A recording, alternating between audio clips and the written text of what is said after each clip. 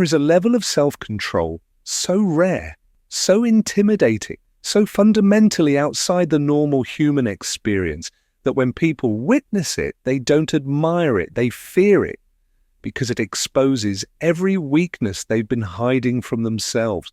Most people think self-control means resisting temptation, or staying disciplined for a few days, or forcing yourself to do what you don't want to do. But warriors, real warriors, don't see self-control this way. In ancient Japan, there was a concept the Zen monks whispered about, but almost no one ever reached it. A mental state so powerful the monks didn't call it discipline, or focus, or strength. They called it the state beyond desire. Munen Muso. No thought, no hesitation, no internal battle. The mind becomes a blade, not something you use, something you are.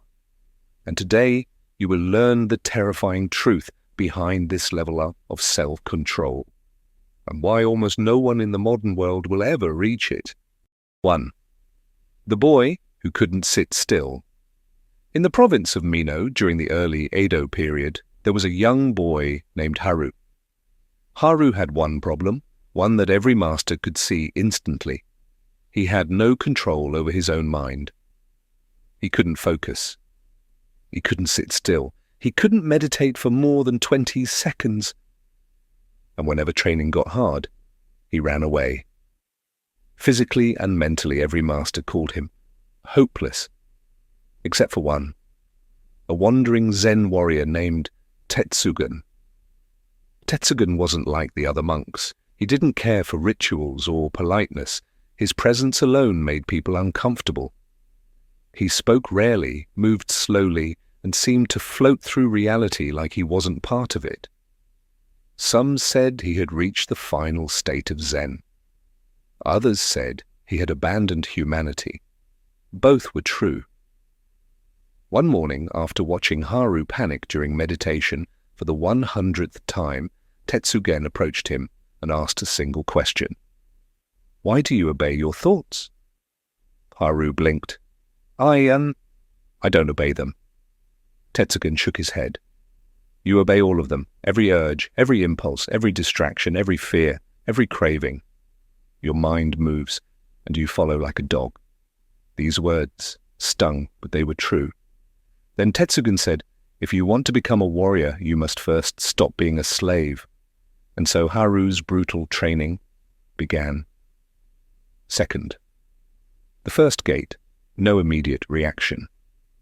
The Zen warriors believed that a person's entire life is revealed in their first reaction to discomfort, pain.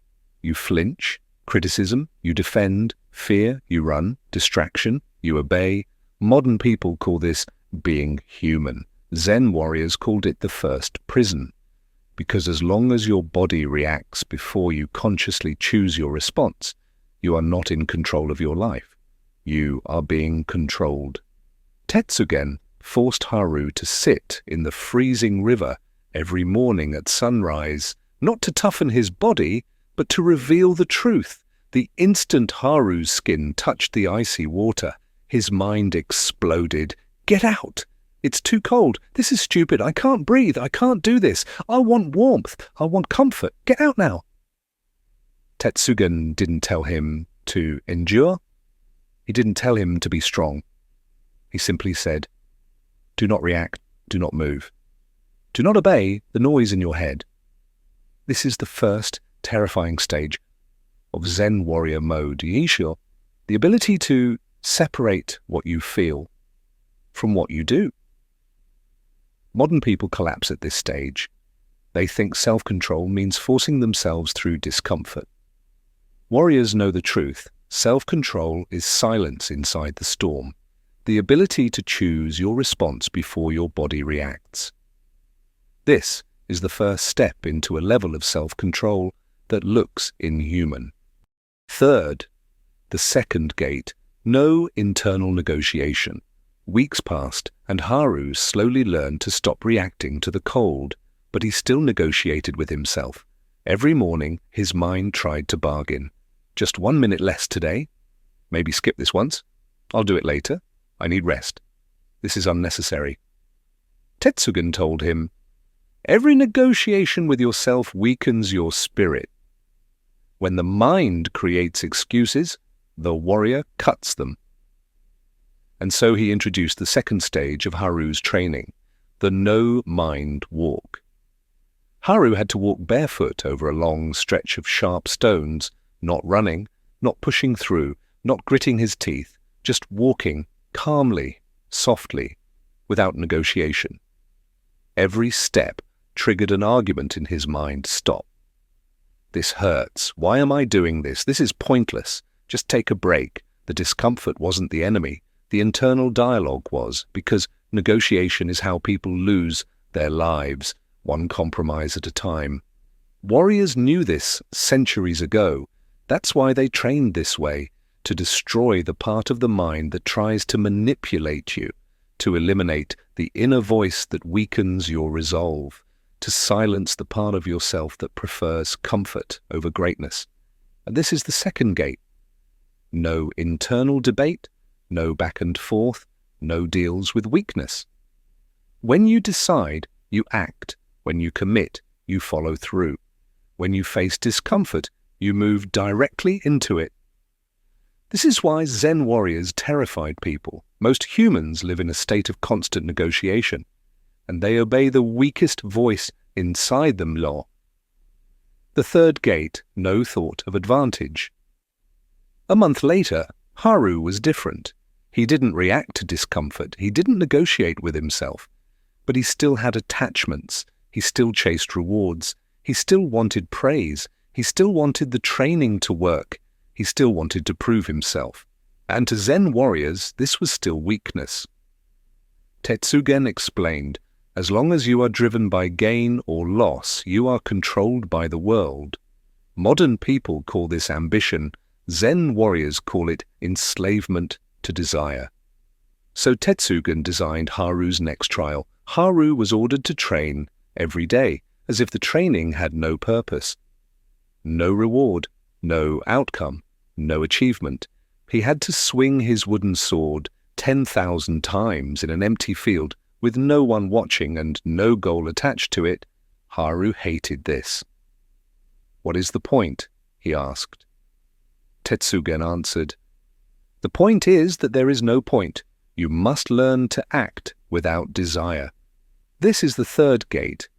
Action without craving, effort without expectation, self-control without reward.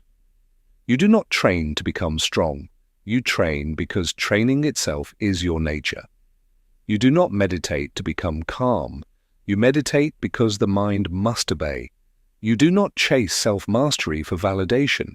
You pursue it because the warrior path is your identity. When Haru understood this, something shifted inside him.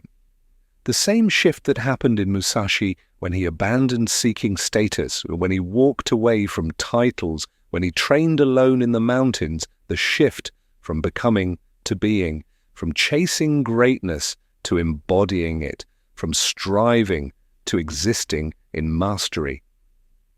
This level of self-control is terrifying to ordinary people because they depend on motivation, inspiration, dopamine, and reward to do anything. Warriors need nothing. Not praise, not results, not recognition. This is the state beyond desire, and it separates ordinary discipline from something divine. Fifth. The fourth gate, no self. This final part of Haru's training was so intense that most monks never reached it. Self-control is not about controlling the self, it is about dissolving the self entirely. One night, deep in the mountains, Tetsugen took Haru to a narrow cliff overlooking a canyon. He told Haru to sit and meditate on a single question. Who is the one who craves? Who is the one who fears? Who is the one who reacts? Haru sat. Hours passed. Nothing. He sat longer. His legs went numb. His back burned. His mind screamed. He faced the cold. He faced fatigue. He faced fear. But the hardest thing to face was the truth beneath all of it. The self he thought he was just a collection of reactions, a bundle of impulses, desires, fears, thoughts, narratives, stories, identity, ego. None of it was solid, none of it was real. And without this self, what was left? Pure awareness, pure presence, pure control, the warrior state. When Haru opened his eyes, Tetsugen saw it immediately. Silence, stillness, the absence of internal resistance. The fourth gate had opened. When Haru opened his eyes on the cliff that night, something inside him had vanished. Not weakness, not fear, not doubt, something deeper. The self that used to panic no longer existed. The self that used to negotiate was gone. The self that used to chase reward had dissolved. Tetsugen studied him the way a swordsmith studies a blade after its final forging. Then he said, "Now you are ready for the last trial." Haru wasn't afraid, he wasn't eager, he wasn't resisting or anticipating, he simply listened. That is the terrifying thing about this state. Most people live at the mercy of their emotions. Warriors live beyond them. 6. The final gate, no separation. The next morning, Tetsugen handed Haru a wooden sword. "Follow me," he said. They walked deep into the forest, where the trees grew like walls around them. A small clearing opened. Silent, untouched, sacred. Tetsugen took his stance. No warning, no explanation. Then he attacked. Haru barely reacted in time. The strikes were fast. Too fast and precise. Not a spar, not a test. This was real combat. Haru blocked, dodged, moved, but Tetsugen's intensity kept building. At one point, Haru shouted, "Dara, why are you doing this?" Tetsugen struck even harder and replied, "Because if you control only your mind in stillness but lose yourself in chaos, you have no self-control at all." This was the last gate. Self-control in motion, self-control under pressure, self-control inside the storm. Haru's heart raced, his breath quickened, his legs trembled. Old patterns tried to return. Fear, hesitation, the urge to defend, the desire to win, the instinct to survive. But something incredible happened.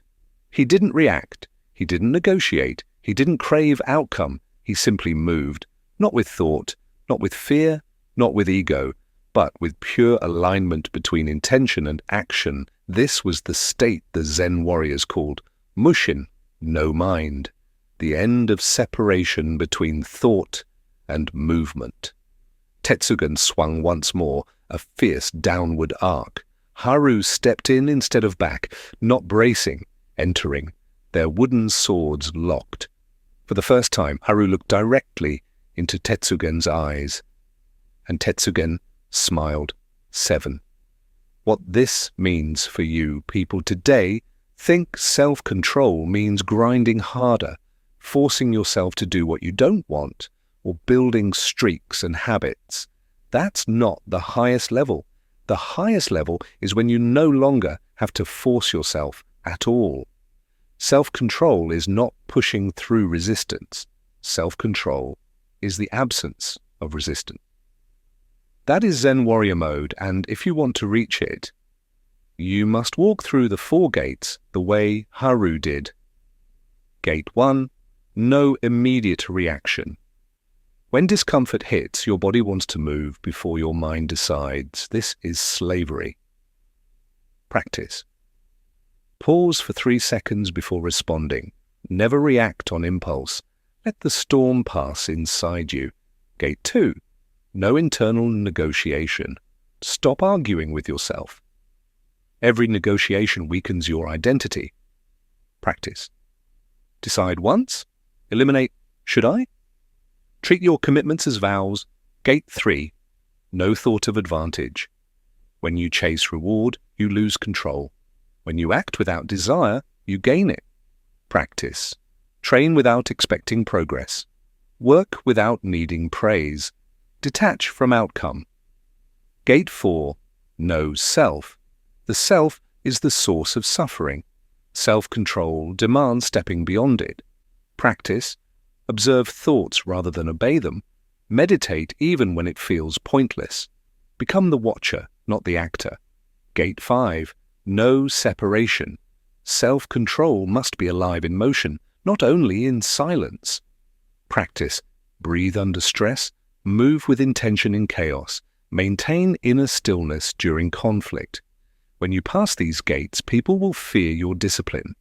Not because you're aggressive, not because you're loud, but because you are unshakably calm, because nothing controls you, not fear, not desire, not pain, not reward, not impulse. People will sense something different in you, something unsettling, because most people spend their entire lives stuck in their own minds.